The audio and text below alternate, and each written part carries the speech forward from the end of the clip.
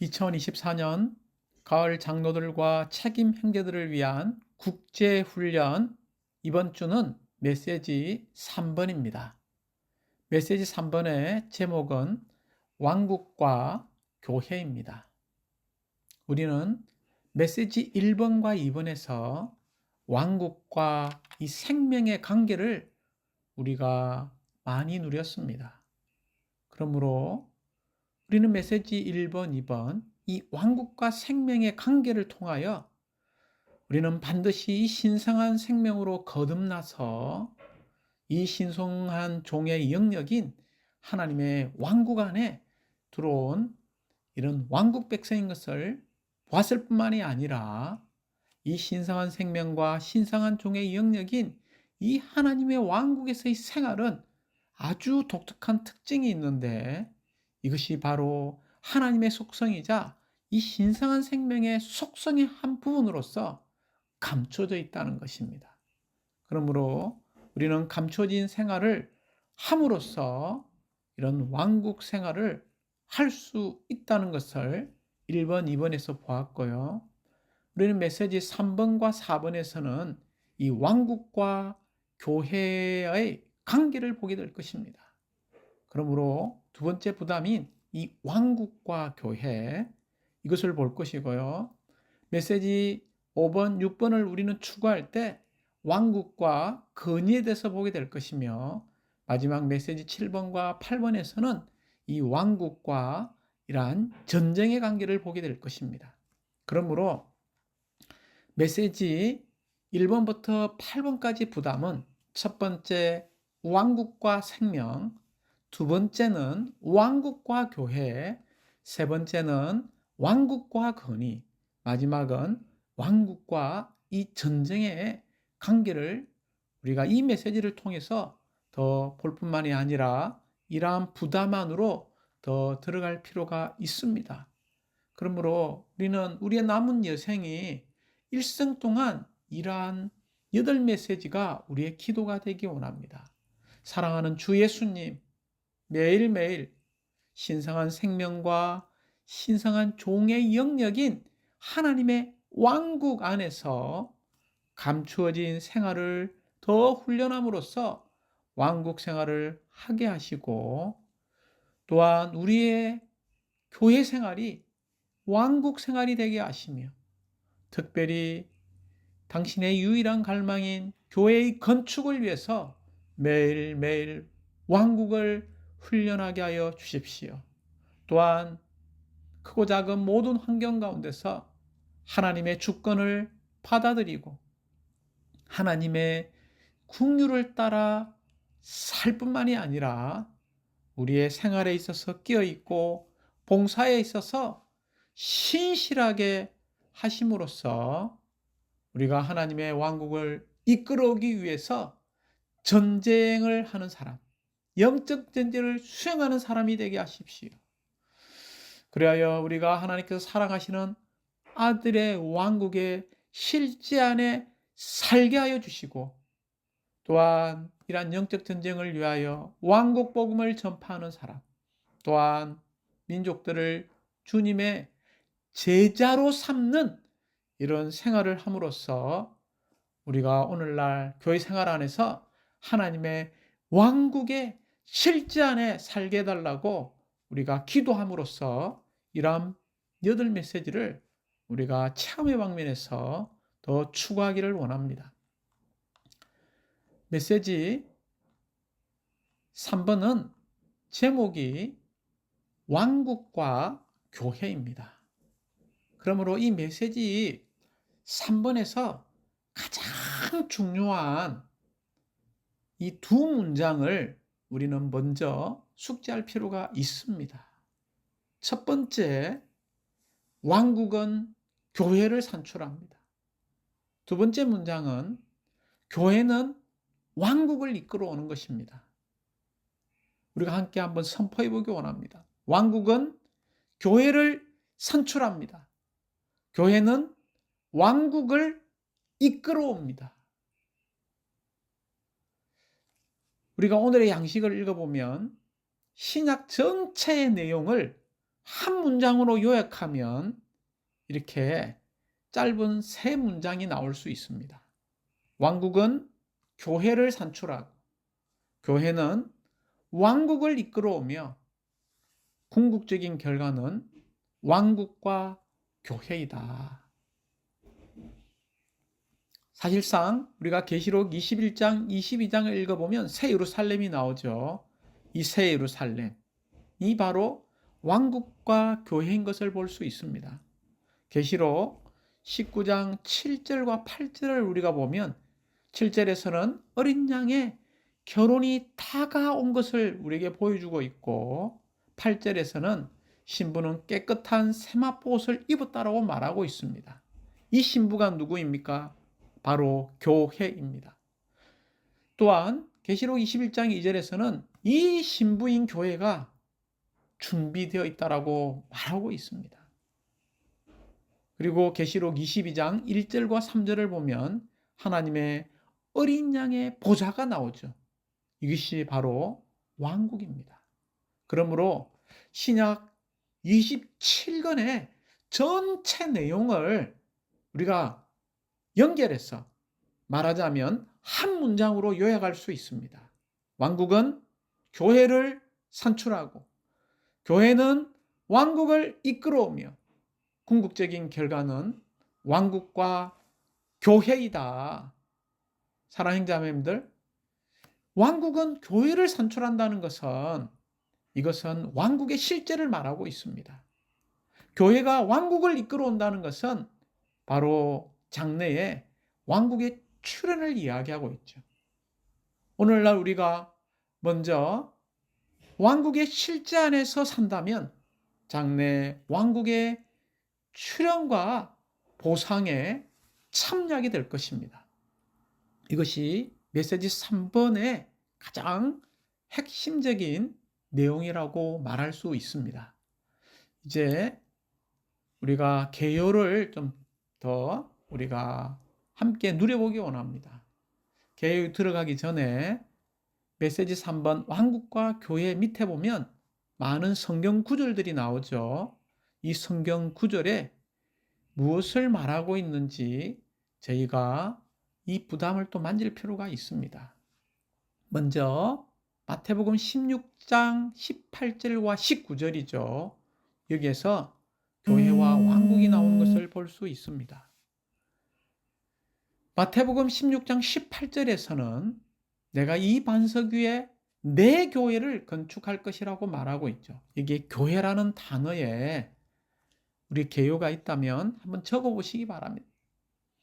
그리고 음부의 문들이 교회를 이기지 못할 것이라고 이야기했죠. 교회를 언급할 뿐만이 아니라 마태복음 16장 19절에서는 바로 내가 천국 열쇠들을 그대에게 주겠다라고 주님께서 말씀하셨죠. 여기에 천국은 왕국이지 않습니까? 교회와 천국이 동의어인 것을 우리에게 보여주고 있습니다. 그리고 마태복음 18장 17절과 18절 이 부분에서도 한번 보시기 바랍니다. 17절에서는 그가 그들의 말도 듣지 않거든 교회에게 말하고 교회의 말도 듣지 않거든 그를 이방인과 세리와 같이 여기십시오라고 말했죠. 여기에 교회가 언급됩니다. 마태복음 18장 18절에서는 여러분이 땅에서 묶는 것은 무엇이든지 하늘에서 이미 묶인 것이며 여러분이 땅에서 푸는 것은 무엇이든지 하늘에서 이미 풀린 것이라고 말하고 있습니다. 여기서 묶는 것과 이 푸는 것은 건의하고 관계되어지죠. 바로 왕국과 관계되어지는 것을 보여주고 있습니다. 세 번째 부분은 마태복음 13장 44절부터 46절이죠. 13장 44절에서 먼저 천국은 마치 밭에 감추어진 보물과 같다라고 이야기했죠. 이 천국, 이 왕국은 바로 감추어진 보물인 것을 보여주고 있습니다. 그래서 어떤 사람이 그 보물을 발견하고 숨겨두었습니다. 그리고 기뻐하며 가서 자기의 모든 소유를 팔아 그 밭을 샀다라고 이야기하고 있죠. 여기서 왕국이 바로 보물인 것을 보여줄 뿐만이 아니라 13장 45절에서는 또한 천국은 마치 좋은 진주를 찾는 상인과 같다라고 이야기하면서 13장 46절에서는 아주 귀한 진주를 이야기하고 있습니다. 그러므로 이 왕국은 보물이자 좋은 진주이죠. 그리고 네 번째 단락은 마가복음 4장 26절부터 29절까지입니다. 이 구절에 보면 예수님께서 또 말씀하셨습니다. 하나님의 왕국은 이와 같습니다. 이 하나님의 왕국을 이야기하면서 바로 어떤 사람이 씨를 뿌리고서 이 씨는 생명과 관계되어지죠. 그러므로 27절에 보면 그 씨가 싹트고 자란다라고 이야기하고 있습니다. 심지어 28절에서는 열매를 맺는데 어떻게 열매를 맺습니까? 처음에는 잎사귀고 다음에는 이삭이며 그 다음에는 이삭에 꽉 찬 나달이라고 이야기하고 있습니다. 그리고 마지막 이 수확의 때가 왔죠. 이 수확은 이 왕국의 완성이라고 말할 수 있고 심지어 최종 이 교회와 왕국과 교회가 최종 수확될 때는 우리가 새 예루살렘이라고도 말할 수 있습니다. 또한 여기에 밑에 보면 로마서 14장 17절이 나오죠. 하나님의 왕국은 먹는 것과 마시는 것이 아니라 의와 화평과 그리고 성령 안에 있는 기쁨이라고 말하고 있습니다. 고린도서 4장 20절에서도 하나님의 왕국은 말에 있거나 말에 있는 것이 아니라 능력에 있기 때문이라고 말하고 있습니다. 이제 그 옆에 보면 갈라디아서 5장 19절부터 21절에 나오죠. 여기에 많은 육체의 일들을 언급하고 있습니다. 음행, 부정, 음란, 우상, 숭배, 마술, 적대감, 다툼과 시기와 분노와 편나누기와 분열과 종파와 시생과 술 취함과 흥청거리고 술잔치와 또 그 밖에 이런 많은 비슷한 것들이 이야기하고 있다고 이야기하고 있죠. 이러한 것들을 일삼는 사람들은 하나님의 왕국을 어떻게 한다고 이야기하고 있죠? 상속받지 못할 것이라고 이야기하고 있습니다. 골로새 4장 11절에서는 유수도라는 예수도가 나오죠. 이 사람이 누굽니까? 바로 바울의 하나님의 왕국을 위한 동력자였다라고 이야기하고 있습니다. 하나님의 왕국을 위한 바로 나의 동력자들이라고 이야기했죠. 그리고 계시록 11장 15절에서는 세상 왕국이 무엇이 되었나요? 우리 주님과 그분의 그리스도의 왕국이 되었음을 찬양합니다. 결국 그분께서 영원 무궁히 왕으로서 다스리는 것을 말하고 있습니다. 또한 마지막 계시록 12장 10절에서는 하늘에 큰 음성을 들었는데 우리 하나님의 구원과 능력과 여기에 뭐가 나오나요? 왕국과 또한 그분의 그리스도의 권위가 이제 나타났다라고 이야기하고 있습니다. 그래서 이 인용 구절에서 우리는 교회와 왕국과 교회에 관한 이러한 중요한 구절들을 통해서 이 교회가 왕국이고 또한 왕국이 교회인 것을 우리가 더 보기 원합니다. 그리고 이제 우리가 로마서자로 좀 들어가 보기 원합니다. 들어가기 전에 하나는 반드시 이야기해야 될 것 같아요. 이 메시지를 이해하려면 먼저 하나님의 갈망은 바로 왕국을 얻기 원하신다는 것입니다. 성경 전체를 통해 왕국에 관한 이 하나님의 사상은 매우 두드러지게 나타나 있습니다.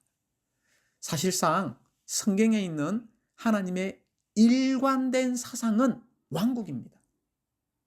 성경은 시작부터 끝까지 하나님께서 왕으로서 다스리시고 그분의 영광을 표현할 수 있는 이 영역인 왕국을 얻기를 원하신다는 것을 계시해주고 있습니다.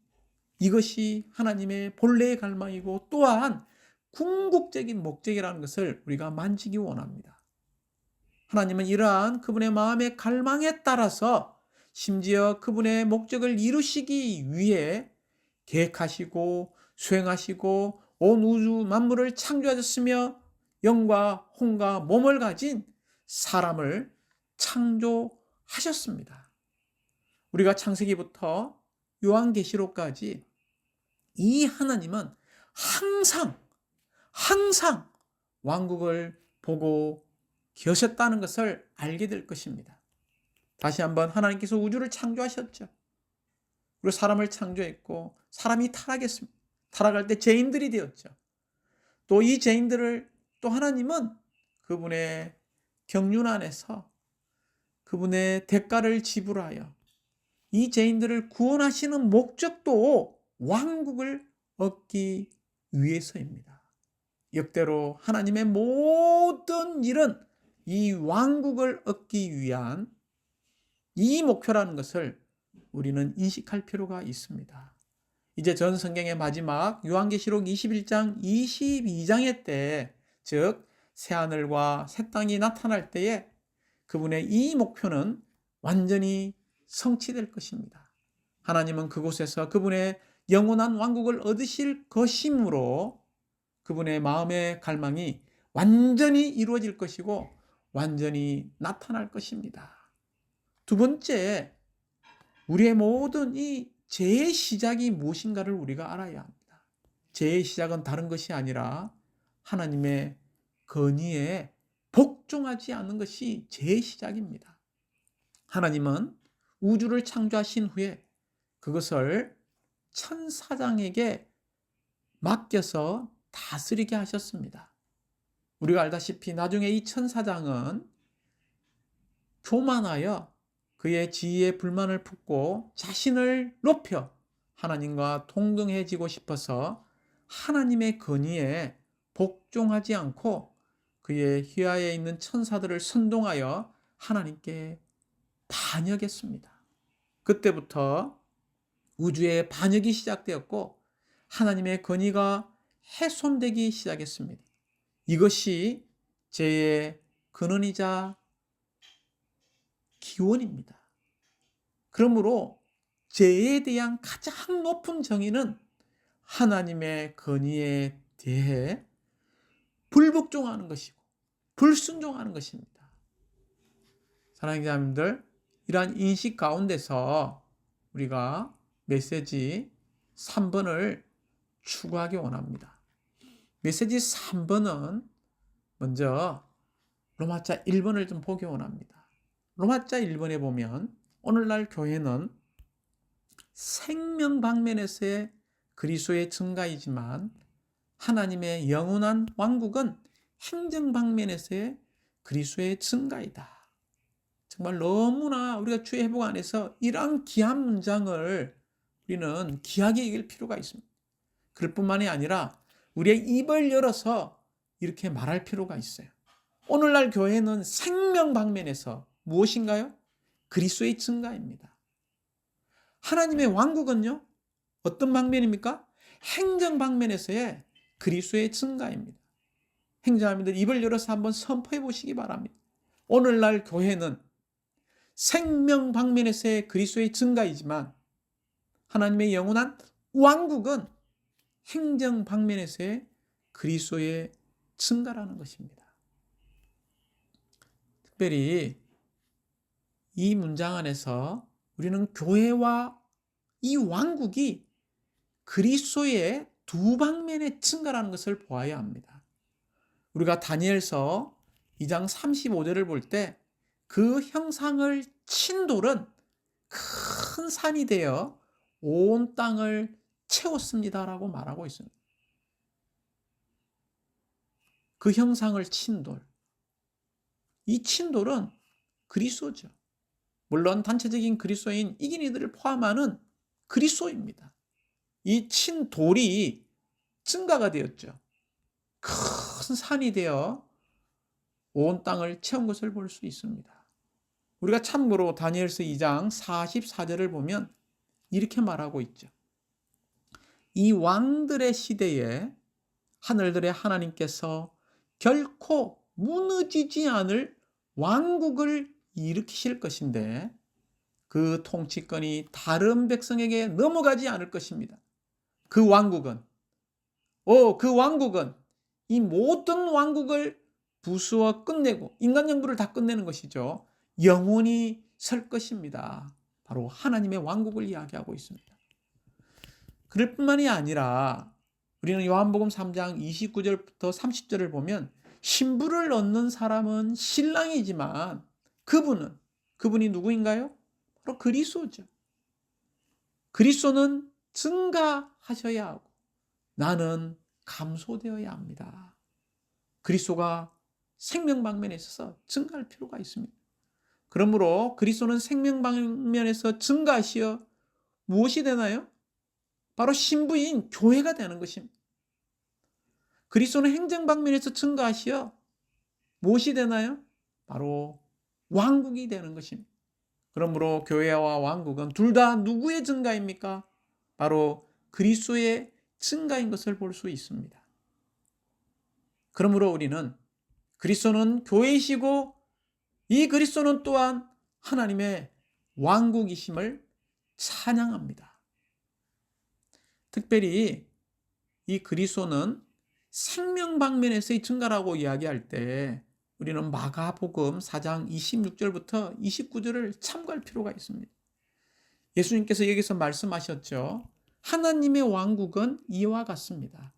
어떤 사람이 땅에 씨를 뿌리고서, 이 씨가 무엇인가요?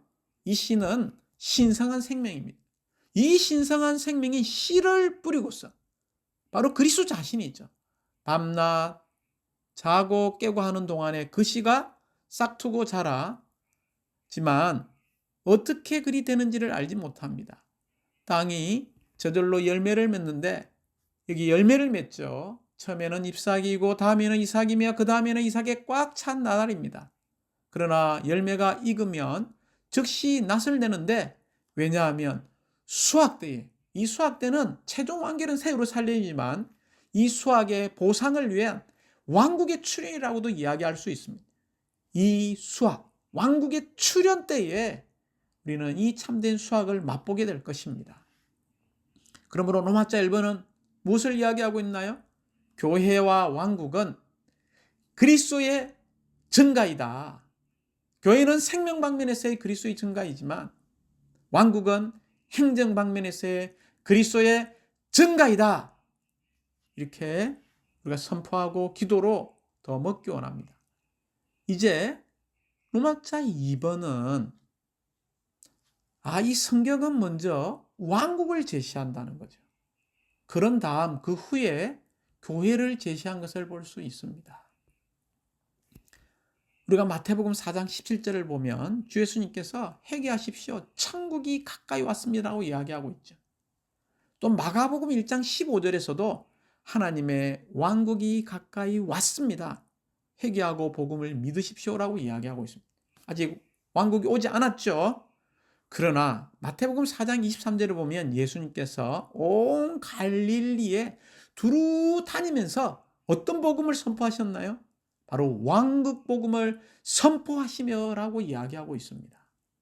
그러므로 교회가 언급되기 전에 우리가 이 마태복음에 보면 4장 17절에서 먼저 천국이 언급되었고 왕국이죠. 마태복음 4장 23절에서 왕국 복음이 선포된 것을 볼 수 있습니다. 그런 다음에 마태복음 16장 18절과 19절에서 무엇이 나오나요? 바로 교회가 언급되지 않습니다. 내가 이 반석 위에 내 교회를 건축할 것이니 음부의 문들이 교회를 이기지 못할 것이라고 이야기하고 있습니다. 그러므로 로마자 2번에서 우리가 중심적으로 붙잡아야 할 부담은 이게 세 가지죠. ABC입니다. 첫 번째는 하나님의 생명인 이 하나님의 왕국이 교회를 산출한다는 것입니다. 다시 말하면 줄여서 왕국은 교회를 산출합니다. 이것은 무엇을 말하고 있냐면 왕국의 실제를 말하고 있죠.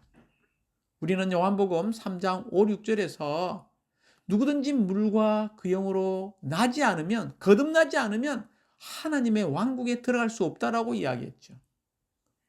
그러므로 이 왕국이라는 것은 생명이 움직이고 다스리고 통치함으로써 그 목적을 이루는 생명의 영역이라는 것을 잊지 마십시오. 이 복음은 신성한 생명을 가져오고 이 생명에게는 그 자체의 역량이 있습니다. 어떤 역량이 있냐면 이 복음은 바로 왕국 복음이죠. 교회를 산출합니다. 왕국 복음인 이 하나님의 생명은 교회를 산출합니다. 그러므로 두 번째 B번인데 이 왕국은 교회의 실제라는 것입니다. 우리가 왕국 생활을 떠나서는 교회 생활을 할 수가 없습니다.